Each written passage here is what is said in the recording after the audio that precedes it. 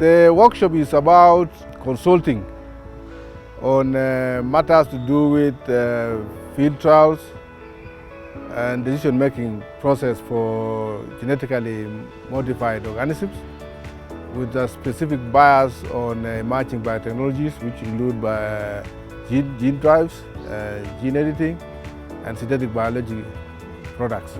And the focus of the meeting was basically to see how environmental risk assessment for genetic gene drive technologies can be carried out, and also to look at some of the key concerns on post-release monitoring. This workshop comes when, as a continent, we need more awareness and capacity building on the processes involved during approval of genetic biocontrol agents. This is the first time in Africa in that most of the legal requirements or regulatory frameworks that we have in Africa right now, they have not fully internalized the importance of these assessment tools. You talk to many regulators, they don't know about strategic environmental audits, environmental assessments. They don't know much about environmental impact assessment. So we had to take up that responsibility as a consortium to come and brief these guys about these tools and how these tools may help the process of decision-making process for genetically modified organisms. The workshop, the way it was designed, I think the first day was basically to lay a technical foundation on genetic control and gene drives and what it is. Then the next 2 days we basically focused on environmental releases and environmental assessment and also environmental impact assessment.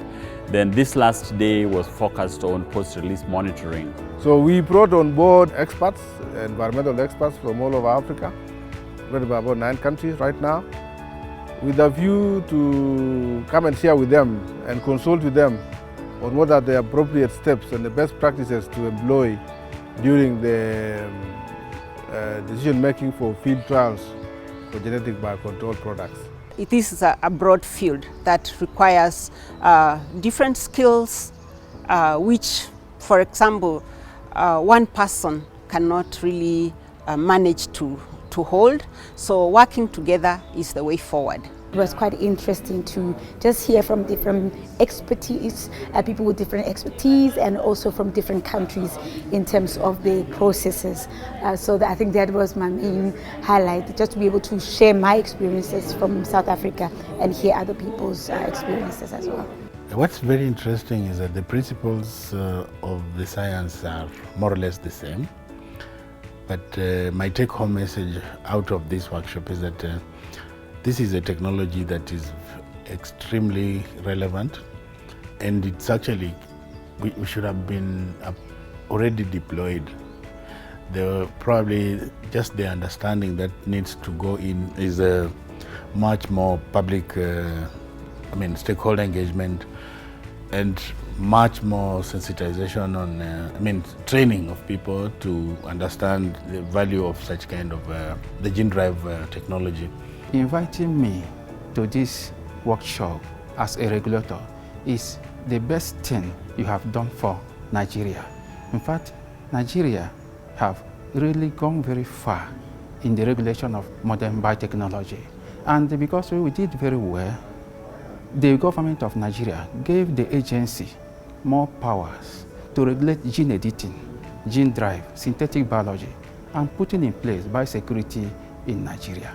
What we have learned here is all about gene editing, gene drive, synthetic biology also. But also, I have learned, how other countries do their review. They are going to go out of this meeting with some genetic tools, application forms that they can go and build up on for developing their own systems in their countries. The interaction between the scientists, the different practitioners and regulators is going to make a very big difference, because once the regulator understands how to regulate the science and the scientist knows how it's regulated, there is a very strong opportunity of interaction, and there is even more synergy between the two institutions, the two levels of understanding, that the regulatory level and the implementing. the scientists implementing.